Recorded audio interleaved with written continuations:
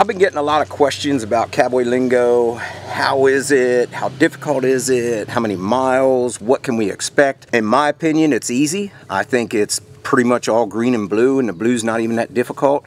I think it's a great family trail. It's about 100 miles of trails. A lot of people ask that. As far as like some of the other trails Hatfield-McCoy has, this is probably the easiest. I mean, this is just smooth, casual cruising. It's definitely different because this is the first trail system Hatfield-McCoy is partnered with a state forest. It's not what you're probably used to when you ride, say, Pinnacle, Indian Ridge, even Warrior, any of those trails.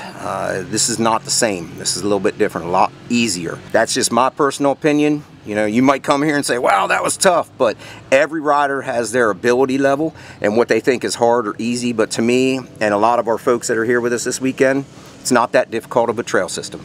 This trail system is open to Jeeps, 4x4s, you know, big stuff.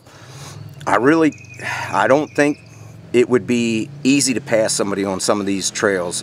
Just like any of the other Hatfield-McCoy trails, you start to get up to that 72-inch mark and over, it's a lot. Anything over 64 inches is really a lot. It's great when you're on a wide open trail, but when you're on the side of a mountain and you're trying to pass somebody and it's super tight, it is not good, and that is where it gets very uncomfortable. There's a lot of people that don't like getting close to the edge.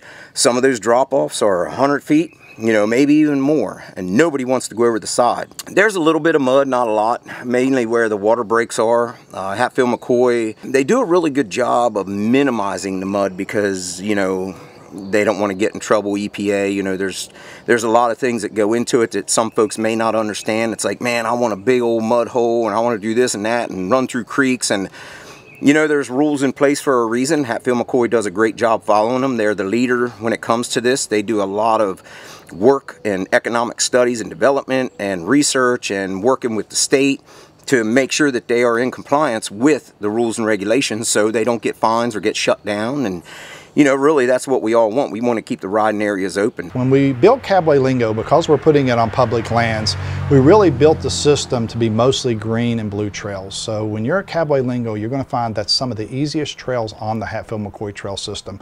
We really wanted it to be a place for day trippers, for folks staying in the park, to go out and do a very gentle vacation with their family. So it's really geared towards folks that maybe have smaller children, folks that are really not looking for that extreme riding. It's a lot of Forest Service roads that were built by the West Virginia Division of Forestry, so the roads are a little bit wider, they're a little bit easier to traverse.